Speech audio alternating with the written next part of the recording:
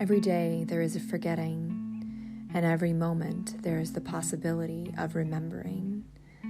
Remembering who you truly are, awakening to your body, to the inner world and experience of being alive.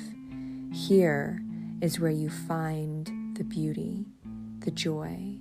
Here is where you free your soma. Hello, everyone, and welcome to the Free Your Soma podcast, Stories of Somatic Awakening and How to Live from the Inside Out.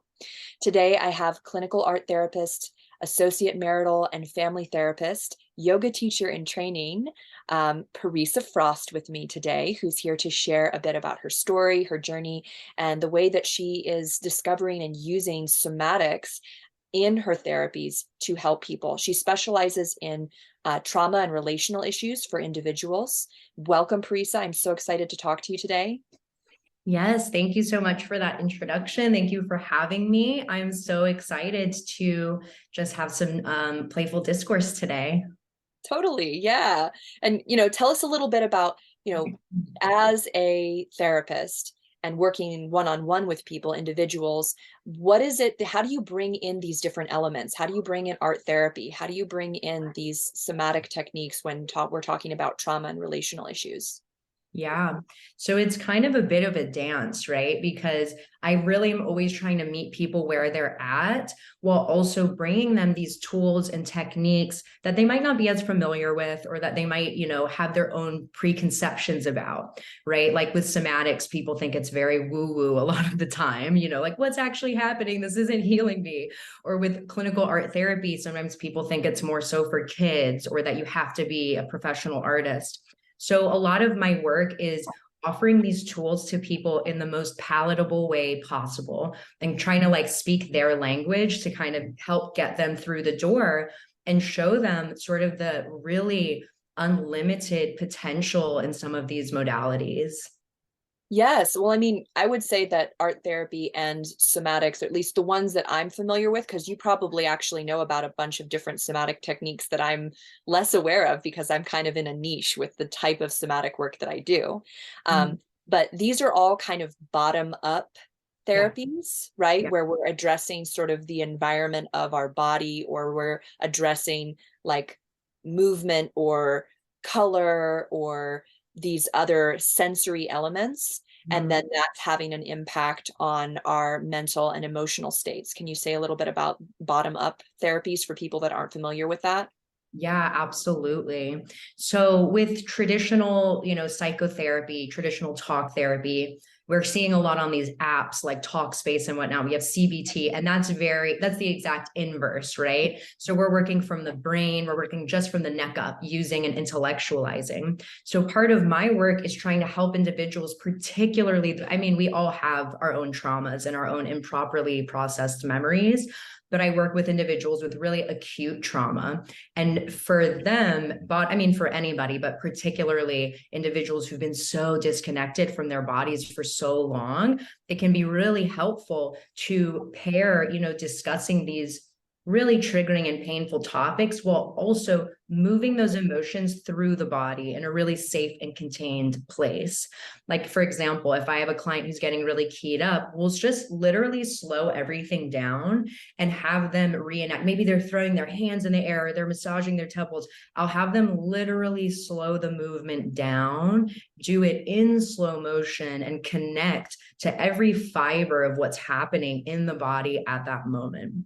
Or after a particularly keyed up, or even, in a regular session, but especially for really keyed up sessions, we'll always end with some kind of body-based practice, whether it's progressive muscle relaxation, whether it's a body scan, whether it's just feeling into what part of your body needs our focus and attention, what part hurts or aches. And I'll have them gently place both hands on that part and just really nurture it. What does it feel like to have my own skin contact?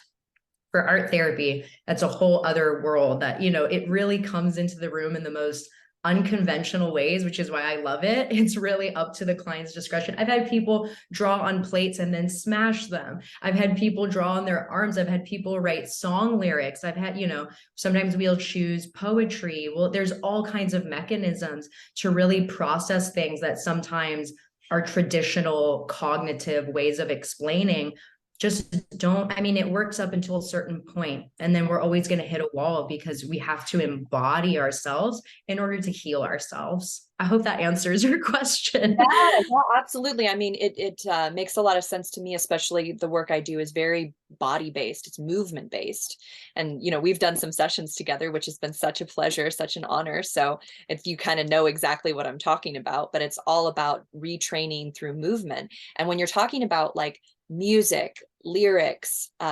drawing, and then these are all forms of self-expression, and it's a way to get what's inside out so we can look at it and understand it a little differently. And how do we get things out? By like physically doing something, whether it's movement, whether it's drawing, whether it's writing.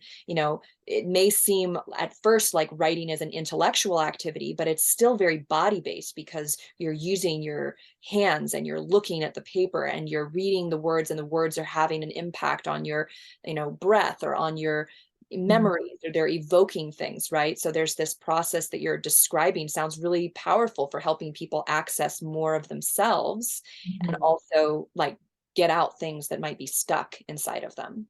Yes, absolutely. I really love how you were saying that. It's all about getting it out, we call it like objectifying or externalizing. You objectify the experience or the painful relationship or whatever it is onto paper. And once we've externalized it, exactly, we can look at it as something separate from ourselves, something that we're holding on to instead of something that is us, something that's wrong with us. It's something that we need to just externalize, look at, and then create something of an internal dialogue with that artwork or with that somatic experience. Beautiful. Yeah, create a conversation, really. There's this back and forth as we sort of discover more and more. I love that. That's beautiful. So I would love to know a bit more. I'm sure our listeners would too. How did you get into this line of work? I mean, I think every therapist probably has like a very interesting story of why they do this work. So maybe you can give us a little picture of what that why is for you today. Yeah, absolutely. I knew I wanted to be an art therapist kind of like relatively early. I think that it's a career in a field that a lot of people, not a lot, I mean, I'm speaking in, generalizations right now, but some people will find later in life, or it's just something that you kind of weave into. And I knew at a young age that this is kind of what I wanted to do, was to merge creative modalities or unconventional modalities with healing and with just the understanding of the human experience. I have always been very curious and sort of attuned to people's behavior. I think at a young age, I would internalize a lot of it. Like I found myself being really perceptive, but then I would misread situations because of that perceptivity. So in order to refine that, I went into psychology. It was like very research based, and it was very like mechanical, very neck up traditionally. That's why I'm so passionate about flipping things on the inverse, because I've spent most of my life from the neck up and not in my body. I had wonderful mother and stepfather who had a lot of political trauma because of leaving during the Iranian Revolution, so many years ago. And I had another household with my father that was a bit more unstable. And because of that, I learned very young to disconnect from the body, to read situations very quickly and clearly. And both of them in some ways became my superpowers in grad school and in school to really get through. Was able to get certain publications, numerous degrees, because I was so disconnected from my body. I could bang out so many hours of studying and working and really power through these things. And then I hit a wall in my 20s of like, this is not only it's not sustainable, but I'm destroying the longevity of this vessel that I've been gifted. So in having all of these realizations, I really wanted to shift into a form of work that allows me to tap into my own creative side and my own passionate side, and also use things from coping mechanisms that I learned that are really sophisticated from a young age. However, to channel them in a much healthier, prolonged way to proliferate that healing for other people too. And I really have so much gratitude for this line of work. And it's both my pleasure and my privilege to utilize my own experiences and really open that up to become more palatable for the larger community. That's incredible. Like, I really love what you just shared about that it had a purpose, like that disconnection. We sometimes forget that when we're frustrated with it, when Yes. it feels like we're stuck in a loop and we're stuck in like the same old like pattern in our lives or in our bodies, right? And we can get resentful without actually looking at kind of the intelligence that was behind that that beginning, that mechanism. As a child, there were things that were going on that you couldn't totally process or understand, and so the easiest thing to do was to just like not process any more information physically, Right. not process it by blocking it out, by dissociating, right? And many children do this. It's a protective mechanism, and there's a reason behind it, right? And then even as it carried on into into your college career, that's so true. Like, you can like push through, and hours after hours, lots of sleepless nights, I'm sure, like drinking lots of coffee, like all of that, not paying attention to how your body felt because you're focused on, meeting an end or getting a goal, right? Right. Had a discussion with my somatic mentor, Eleanor Criswell Hanna, about this. I was asking her, what is the true purpose of like, especially in the world where there's so many people who are obsessed with like making themselves really tight. So we were talking kind of like from a physical perspective about working out, right? And like lifting a lot of weights and getting like really, really tight. I'm like, if this actually like neurophysiologically speaking, like disconnects us consciously from our bodies, we're like less able to feel things, subtle things, when we're training our bodies to experience only like really gross motor movements of like big contractions, right? Mhm. So, like, if that does that, like, what's the purpose of that? What's the purpose of kind of dulling our sensory abilities? And she Right. said, well, it's really great if you're going to war. And I was Right. like, damn. I was like, I see what you mean. Because if you are going to be a warrior and you're going to go out and you're going to like kill people, you're going to see people being killed, right? You're going to be in war. You don't want to be sensitive. You don't want to feel things, Yeah. right? Like, you physically don't want to, because if someone hits you, with something, you don't want to feel that pain. You have to be Mhm. numb to it, right? Right. And so there's a process in our world, I think, of people getting desensitized, and it is for a purpose, whether it's war or whether it's for the sake of like, capitalism and keeping like the, engines running on all this productivity that we've been Right. culturally obsessed with, right? There's a reason for it, and it's sort of playing off of this like fundamental mechanism that we have going on internally. Yes, I love that so much. I mean, even whenever you were speaking, I'm like, so many of the people that I work with, every time they go home, they're going to war, Mm. because of certain circumstances, situations, whether it be lack of resources, whether it be an unsafe place, there's a lot. And to kind of grapple with that and reconcile with that, the disassociation really becomes one of your biggest allies, or dulling those senses. However, once we're able to get on the other side, and even grind culture too, so much of our worthiness, and this is true for anyone in this day and age, our worthiness is tied to our productivity, what we can pump out for society, what we can show. And it's a very American concept too, like what titles we have, what we can show for ourselves. So there is this almost societal built-in reward for being able to disconnect and dull those more subtle body senses.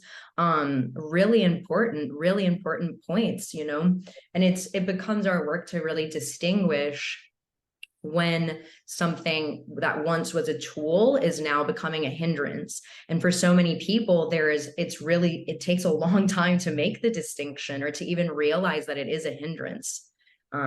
Yeah.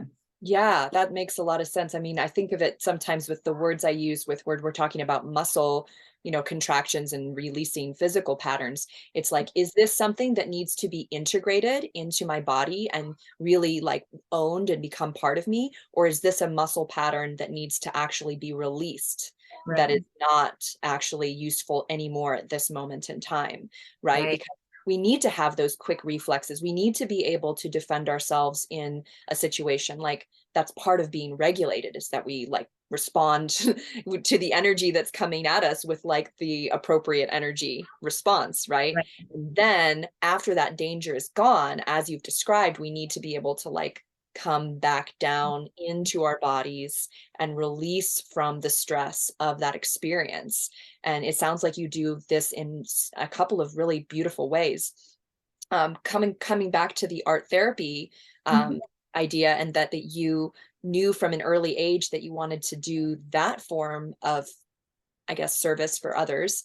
Did this arise from an artistic flair yourself, or like have you always been like a lifelong creative or artist? Yeah, I've always struggled with, and I still do, to like self-identify as an artist. I don't know what it is. And it's something I've thought about a lot, but I don't know what it is. It's just something that I like can't give myself that. And like I'm a very creative intellect. I'm more comfortable saying that, I suppose. But in all, regardless, I've used art my entire life to be able to work through things. I've used art as a way to engage in activism, to engage in healing, to engage in even understanding myself on an introspective level.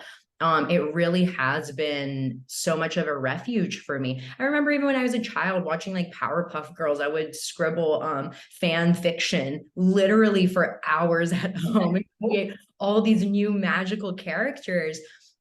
And that for me was such a reparative, and continues to be such a reparative process, and I'm able to look back at old pieces and understand myself on it's like reading a visual diary, and it's able to really archive all of the versions of ourselves. I really think about our being as like this Russian doll that we keep taking off one layer and one layer. And that's the game, right? That's the fun of it, is continuing to rediscover those deeper layers.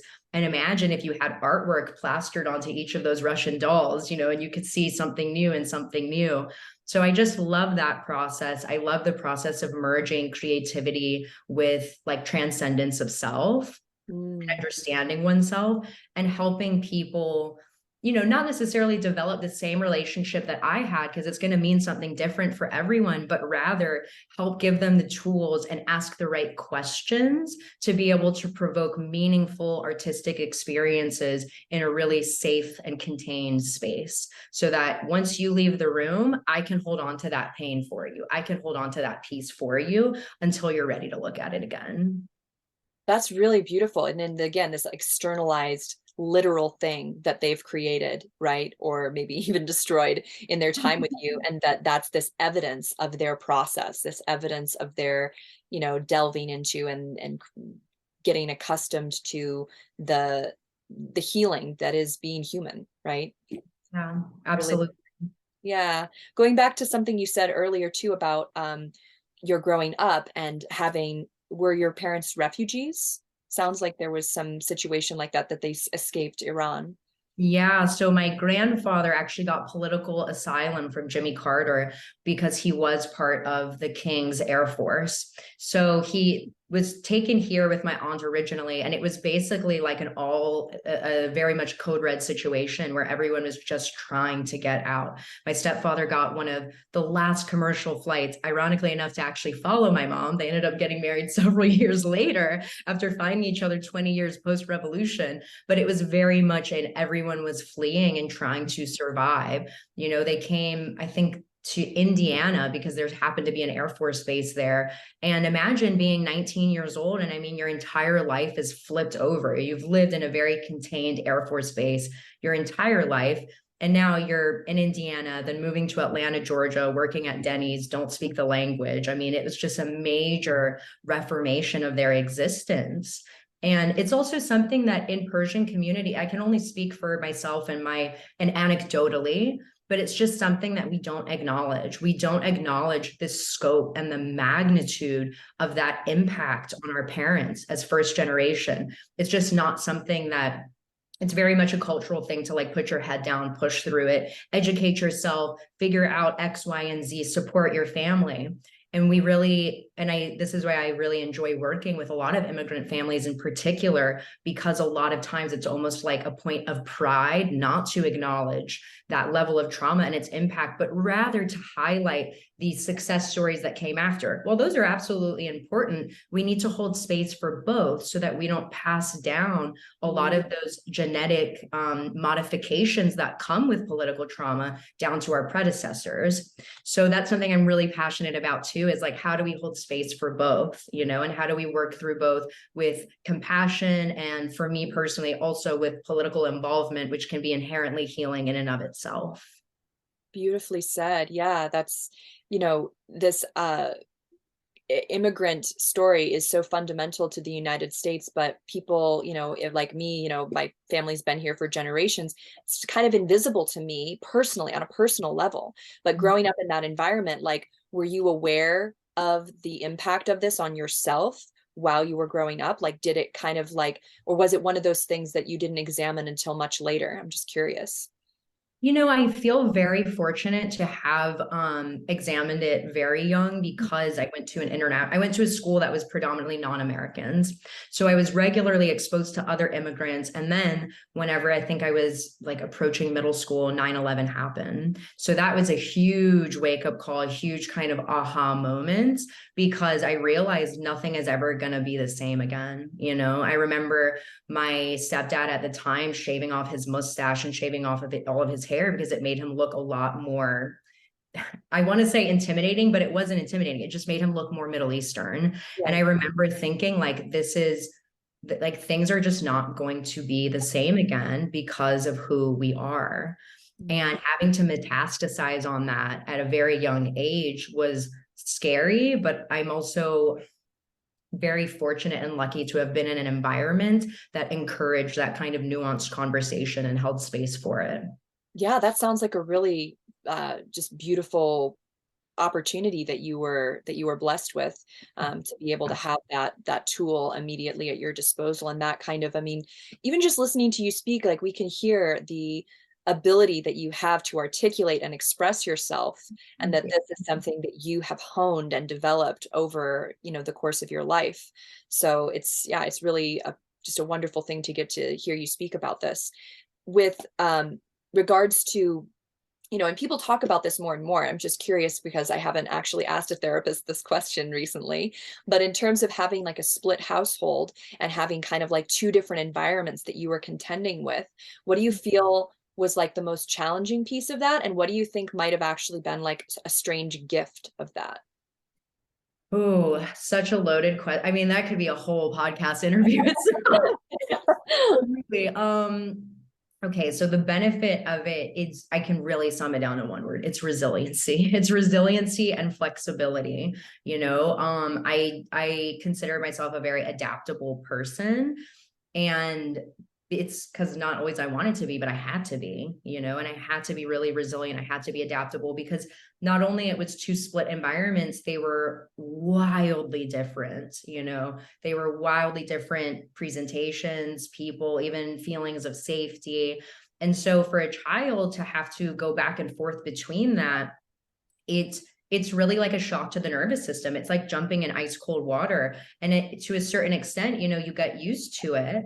And that's where some of these more hard driving, let's say, ambitious personality traits can kind of come through, is that adaptability. And I see that with so many of my clients too, who've had to become very flexible, perceptually, emotionally, and very resilient to those kinds of back and forth environmental changes. That's not to say, again, I'm kind of speaking from a more extreme standpoint. In general, splitting between two households doesn't have to be, you know, this extreme or detrimental thing. However, it is something out of the ordinary for a child who needs, as to the best of the parent's ability, consistency, right? But whenever we're able to kind of counteract that with warmth and with support, it can create a really, truly resilient, compassionate, thriving young individual, because they had to reconcile with these concepts or ideas that might have been a little more advanced for what their they could have understood at that time. I hope that makes sense. I hope that was Oh yeah. coherent enough. Totally, totally. I mean, it definitely makes sense to me because I also grew up in a split household and the environments were very different. I mean, my father was a bit more of like an authoritarian, and my mother was very permissive in her parenting style. I don't even think that it was because she like wanted to be, but because she worked night shift. And so, she was just trying to sleep during the day while there were two little kids running around the house. Like she kind of just was like, I don't care what you do. You know? So it was definitely like difficult for me to reconcile those two, I guess, environments of like one environment where, any little thing that I don't do correctly, I'm going to get in trouble for, Sure. versus an environment where there are pretty much no rules. Yeah. And I can sort of see that reflected in my own personality of how I've over time had to figure out how to create structure for myself while also allowing myself to feel free. And I think those are two themes for me in my life, is like structure and freedom. Like, how do we balance that, right? Yeah, absolutely. And so, like for me, I feel like structure is freedom sometimes. Oh yeah. Like I find freedom in structure, and and I think part of that is because that consistency feels really safe for me now as an adult, and I've Yeah. learned to love and honor that kind of routine. Used to scare the hell out of me. I was like, routine and consistency, I thought that things had to be, I'm sure in part because of my childhood, that things, I constantly had to switch things up, and I have to go over here and I have to go over there. And I love, again, there's positives to that. I am very much a wanderlust. I love traveling anytime I can. I pride myself that you can drop me off wherever and I'll figure it out. I don't care if I don't speak the language, if I don't read the words, like I will figure it out because I'm very adaptable. And as an adult, and the more I get in touch with my body and my sense of self, I'm like, wait, structure and consistency, there's so much freedom in that. Oh, absolutely. And you said it just a moment ago. It's that as adults, we get to create our own structure that suits us, that actually feeds our soul, that actually nurtures us, versus when structures are imposed on us as children that don't actually meet our needs, Yeah. structures that are oppressive, right? Versus self-generated structures. And that's a big distinction that I'm always looking to help my clients figure out within their own bodies as we're kind of restructuring. And you've experienced some of this restructuring work, so maybe you can say something about how that felt for you. But like, so many times in different kinds of body work or even different styles of teaching yoga, there can be kind of this idea that there are these rules and there are these asanas or these structures that we're trying to fit somebody into, Right. versus having the person actually discover in an inward way through their own experience how their body moves and how their body shifts and how their body moves into, say, that asana or that yoga pose, or in the case of the somatic work, how their body moves back into a functional way of moving. And that's Right. something that, the only way it really truly works is through, again, that self-generated structure instead of an imposed structure. Right. Absolutely. Being able to create that structure that really feeds your soul. I mean, I love how you phrased that. Whenever we're able to really like tap into the subtle body and see like, what does my body need? What time of day do I work better during?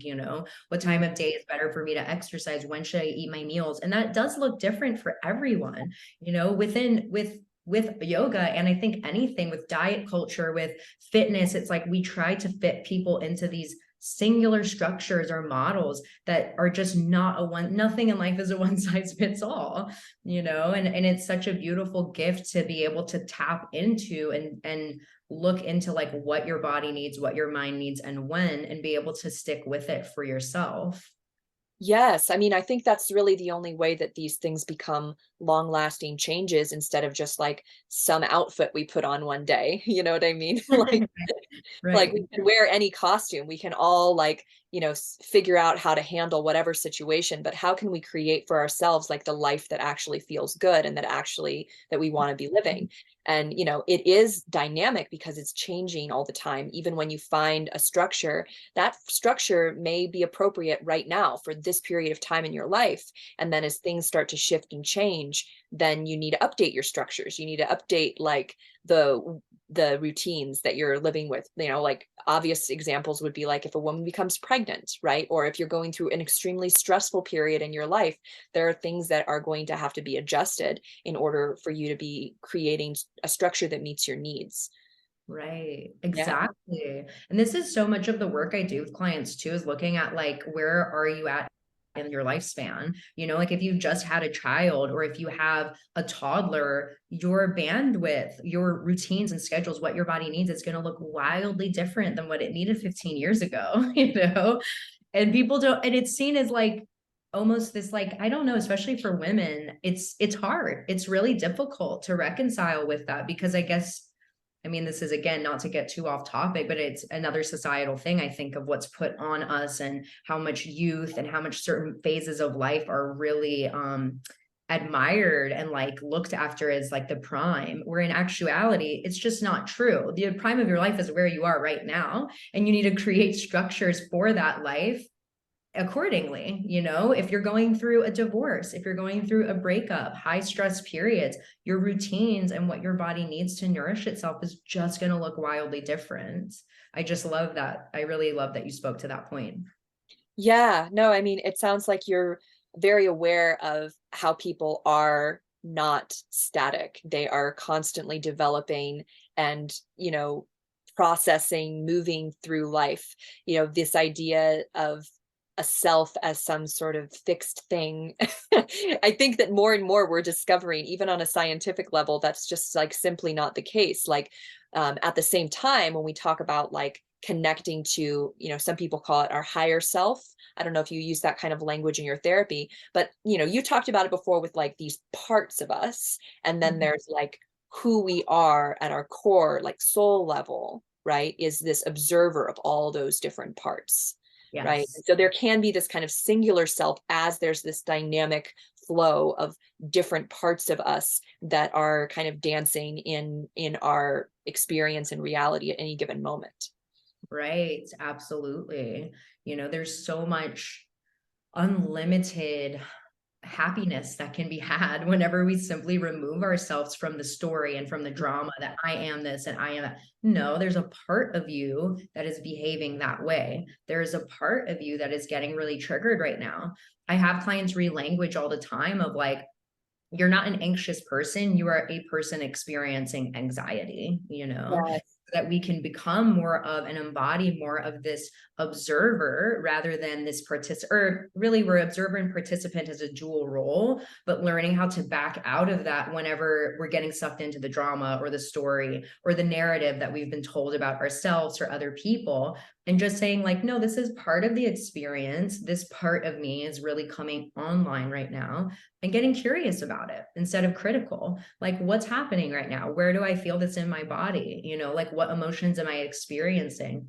And in order to do that, we really have to slow down. And I personally struggle with that a lot because we live in such a fast-paced environment. But in order to kind of see all those Russian doll parts for what they are, we need to be in a place of a calm nervous system to be able to observe that so that we can tap into our highest potential or our highest self or our true core being.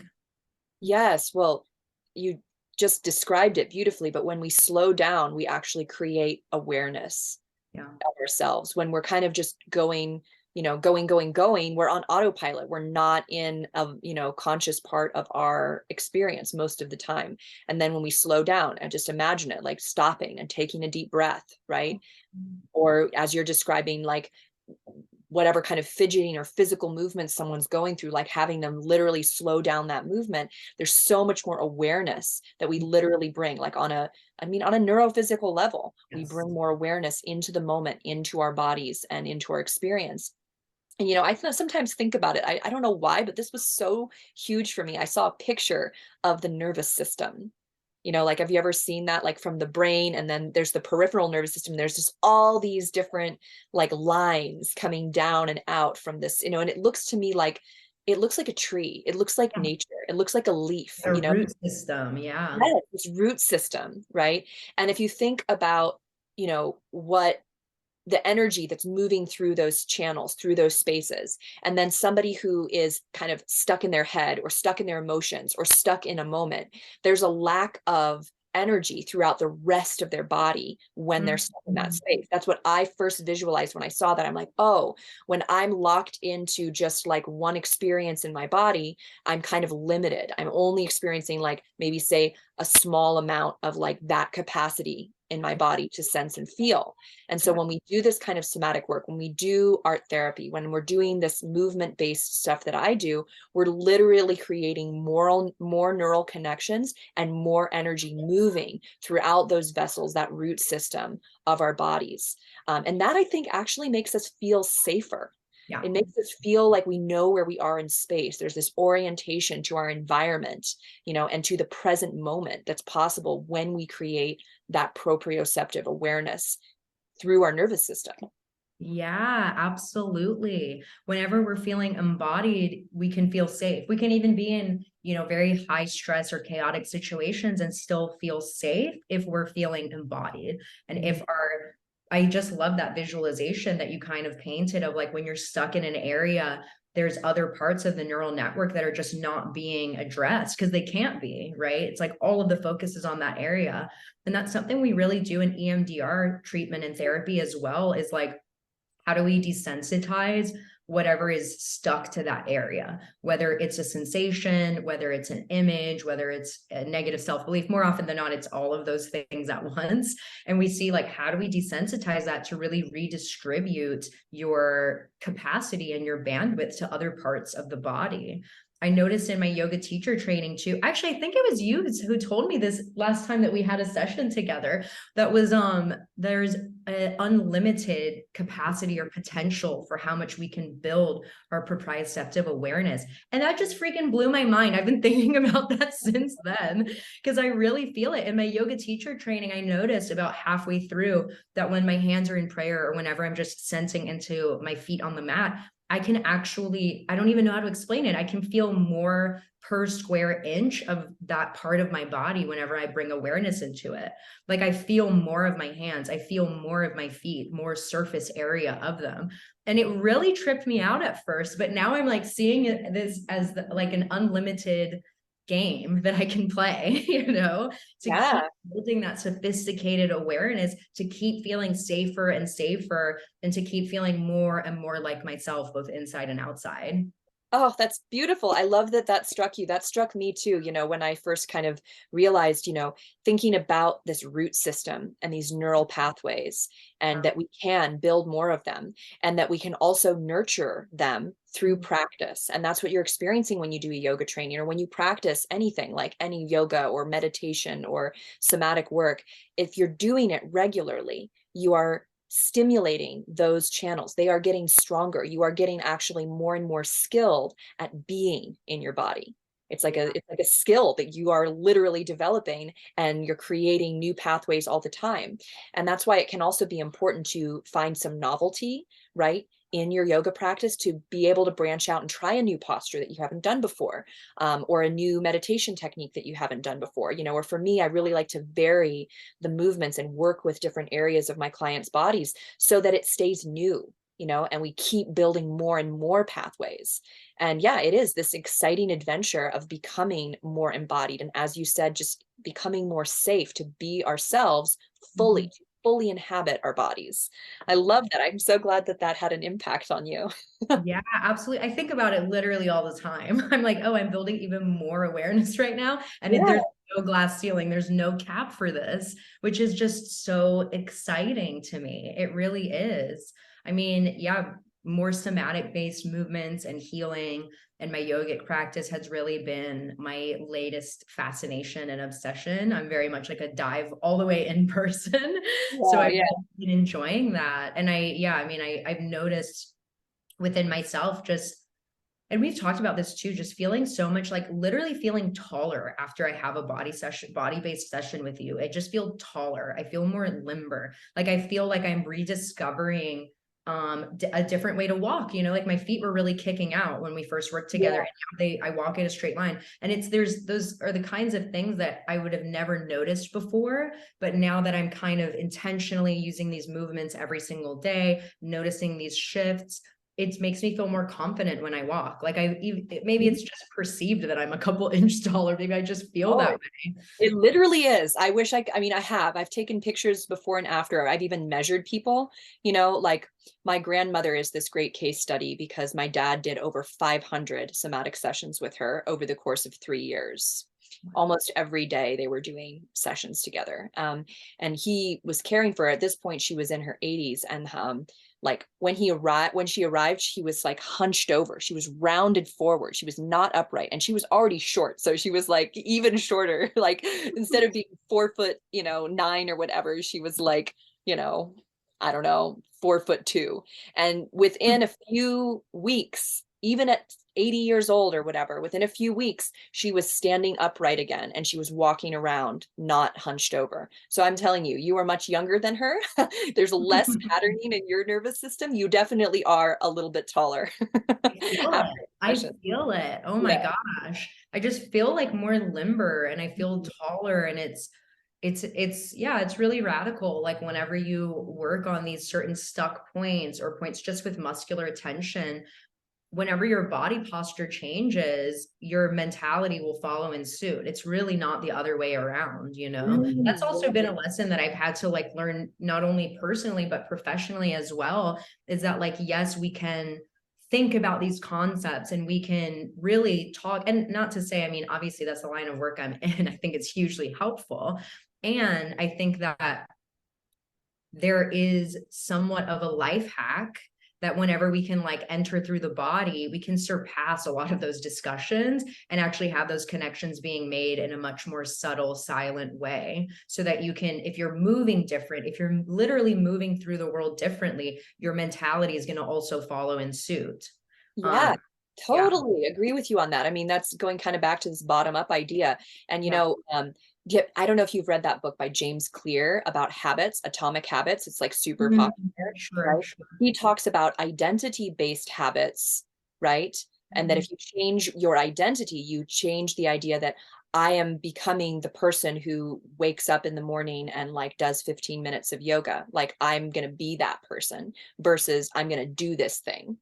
That's where the Mhm. changes actually stick, and where they come from is when you start identifying yourself as a person who does this. So that goes perfectly along with what you're saying of like, as you're moving through the world and you're experiencing more confidence physically moving, that's going to change how much more confident you feel communicating with other people. It's going Yeah. to change how much more confident you feel being seen and heard. It's going to change the level of confidence that you have to make decisions, right? Yes. Even just from this basic level of how you're moving around in your body. It's becoming now your identity versus trying to do a thing. Yes, absolutely. That's so fascinating, because I do work with a lot of like creatives, and because I live in Los Angeles, a lot of that is entertainment and talent. And like I've sometimes a creative directive is like, let's say someone wants to be a more confident person. I'm like, okay, think about it like a role. Like if this were a character, how would they move? How would they talk? How would their chest be? And just embody that character for a day, embody that character for 2 days. And I try and really get into like the facial gestures, the mechanisms, how stern would that character shake somebody's hand? And it's so funny because it's kind of like that idea of those habits, that we create to be able to identify with this person we want to be and that we're fully capable of being. It's all a story at the end of the day. These are all stories that we're telling ourselves. And if we can kind of shift into the being and embodiment of a different character, we can become that person. Yeah, well, I think and that's kind of in some ways how our identities develop to begin with. We're Right. conditioned by our environment, by our parents, modeling after whatever it is that they do. And obviously, sometimes that's not very functional, right? And then obviously, we see TV and movies growing up, and we model ourselves after things that we see in the media. And that's how we, especially as teenagers, I think, create our identities, Yes. right? And then that, of course, it would work the other way around when we want to make shifts, when we want to make changes. What are we going to embody if we want to make a change to be a different person than who we've been? Who are we going to model ourselves after? Who are the people in our environment or in our media in our world that we are admiring, that we're saying, I want to be more like them. Right. So it's, of course, that's how it works. That's how it worked to begin with. That's how we came to be like, a dysfunctional person was somebody showed us Right. what that looked like. Yes, absolutely. Absolutely. And that's the thing too, dysfunctional people, no one's born dysfunctional, right? You're born into a dysfunctional system, right? And that's, you can always have that choice to become that functional role model for somebody else. It's always a choice. We get so hung up and stuck on like believing these mechanisms as a self-fulfilling prophecy, and sometimes it really is. I saw a TED talk recently where it's like, if you stand in a very confident stance with your hands on your hips or both hands up high for 5 minutes, they did a lot of longitudinal studies that actually increase and enhance performance in interviews, in job interviews, and all in public speaking at such a radical level, because the story of who you are, you can change that on a somatic level, on a physical level. You just have to start taking that first step at believing it could be true. Yes. Oh gosh, I agree with everything you said. The only part that I want to just poke a tiny hole in and add something to it is that sometimes we might be born dysfunctional on a physical Mhm. level, like someone with cerebral True. palsy or Yeah. someone with a birth defect. But here's the Yeah. caveat here, even they can develop and become more functional. Yes. And Absolutely. anybody, right, who has a brain, who can do, even someone, my cousin is also a somatic educator, and he's worked quite a bit with a certain man who has cerebral palsy, who's bedridden, Mhm. and there's very, very little movement that this guy is capable of. But when I say little movement, I mean he can move somewhat. There is Wow. still some movement, even though there's very limited movement. And somatically speaking, we can still work with that because we do tiny, tiny micro movements. And every time that you do that, you build a pathway, you build a connection. And then every time you repeat it, you nurture that connection and it becomes stronger. And so even though, the guy with cerebral palsy, to everybody else looking around, there might be like, oh, nothing has changed. He's still in bed. He still can't move very much. But his internal experience of his body has shifted, maybe out of pain and discomfort that he was in, maybe with more awareness of himself in his environment, right? So this somatic awareness is not something that can be seen from the outside, even though there are obviously ways that it shows up when we are feeling more confident and successful and people notice, hey, you're a little taller, right? But so much of it is a felt experience in our bodies, and it's something that we're um, internally knowing, not something that anyone can measure from the outside. Wow, thank you so much for that. That's so powerful. You guys are just doing such important work. Are you kidding me? Like, that is so powerful and potent, to be able to create that so deserving inner rich life and world, even for those of us who do have a lot more physical challenges. That was a little ableist of me, but I mean, No, I mean, I think you were speaking from your niche, right? From your realm, where most for of the time sure. you're working with people where it is just a story that's kind of in the way of like their body moving, or their physiology, right? It's a story that's attached to like muscular patterns in their bodies. And so, you know, from where you were speaking from, I didn't think of it as ableist. I just wanted to point that out because I know that, No, some people might be like, hey, I was born with like, I don't know, right. no fingers or something. That's kind of dysfunctional according to like the world at large. But hey, I learned to write with my toes. Right. Absolutely. It's really like the limitlessness of the human potential is so much more vast and readily available than they'd like us to believe, they being, the powers that be. But like, we can really create such an inner richness and outer richness beyond these limitations. Yeah, just with a regular practice and with being able to get in touch with yourself and with the help of amazing healers like yourself. Yeah, guides, people who have Yes. been there and are equipped with all kinds of tools and skills. And they're here, like, I think that probably your clients, it's a creative process that, as we kind of identified before, you've been a lifelong creative, and now you get to apply this unique personal creativity that you have to helping them discover themselves in their relationships, in their world, in their environment, and come out of those painful experiences that are otherwise limiting them. Yes. Absolutely. That's so wonderful. I just, this talk has been absolutely amazing. I would love for our listeners to know a little bit about the other work that you're doing. You have networking group that you have created, and then there's a few other projects that you've mentioned to me before. Do you want to talk a little bit about those projects? Yeah, absolutely. So I do have this sort of ongoing side project, potentially turning it into a nonprofit. I don't know. I'm kind of in the works. Actually, later today, we'll have a meeting to discuss that further, called Hiking Healers. And essentially, it's a community group. It started out as a networking group. And I say that even though networking is probably the last or the least thing that is ever done, it's kind of like an inherent byproduct of just getting people together and through discourse and through outdoors events, who are in any subsect as either a participant or a facilitator in health and wellness. So really it's, on one part, it's nature-based community events for healers or those who seek healing. So we do like art therapy, we do community yoga, we do the most recent was our first virtual event, which was a breathwork self-love event, which you attended. It was so lovely to see you there.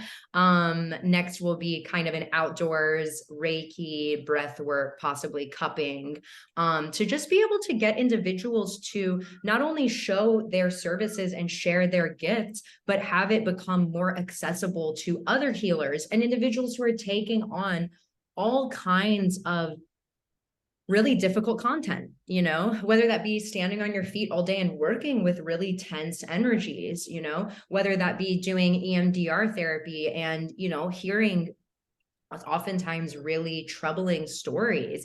I mean, again, the things that human beings do to each other is really unfathomable. And then we need to be able to unplug and disconnect from that and heal ourselves. Otherwise, this work is not sustainable.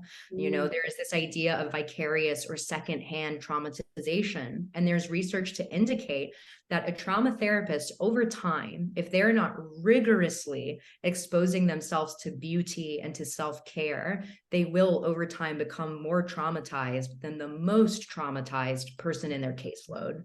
Because you cannot hear these things day in and day out and not have it change your worldview. So it's really become something of a fervent passion of mine to try and help facilitate some of those communal experiences where we can just be, whatever that is. It's just showing up however you are. If you need to decompress, if you need to dialogue, if you need to consult, if you need to just be really quiet and just be around people, like those are kind of and it's better for the people we serve as well, because we're, allowing and exposing ourselves to different healing modalities, which will then, of course, pass along to anyone who, crosses our path professionally or personally. So that is my very long-winded answer to what Hiking Healers is, which you can find more information on my Instagram, on the Instagram account Hiking Healers, or www.hikinghealers.com. So that's been one little side project I've really been interested in. Also, my ongoing sort of emergence into the world of yoga teacher training has been another thing. And yeah, I'm just trying to still find time for like journaling and doing my own somatic work and doing my own artwork. Yeah, awesome. I love that. I love the idea of creating communal support for healers to share their knowledge and gifts with each other to create more richness, right? Yes. And also to receive that much needed downtime and support in their own process. Because, people who don't work in these kind of fields don't necessarily understand. They don't necessarily get the impact that this has on your body, on your physiology, on your mindset, all of that.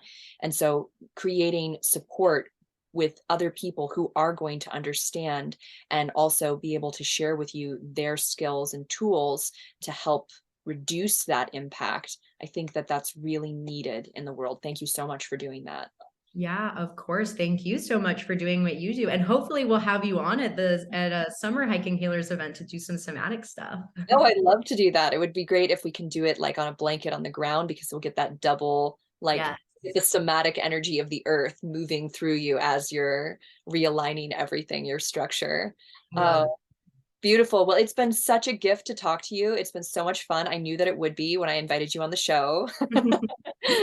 it. So Yes. thank you so much. I'd love to have you on again. Maybe we can explore another like fascinating topic along these same lines. And yeah, maybe just say whatever, if you want people to follow or your website, just give them like a verbal where they can find you if they want more info about what you do.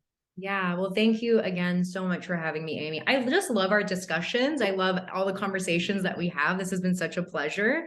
And I'm looking forward to continuing to work together. And if for anyone who would want to find me on a professional level, my website is just parisafrost.com, PARISAFROST.com. And if you want to connect via Hiking Healers, and again, you don't necessarily have to be a healer yourself. If you just want to come to some of these community events to learn more, if you are, someone who identifies in health and wellness, please follow up at hikinghealers.com for our Instagram account. Or if you just want to grab a cup of coffee, I say this sometimes at the end of podcasts, I'm totally open to that. If you just want to grab a cup of coffee and some of these topics interested you, please reach out. Awesome. Oh, I love that openness and accessibility that you feel comfortable giving. That's beautiful. Well, we'll see you again really soon. Thank you so much for being on the show today. It's been an absolute honor. Thank you so much, Amy.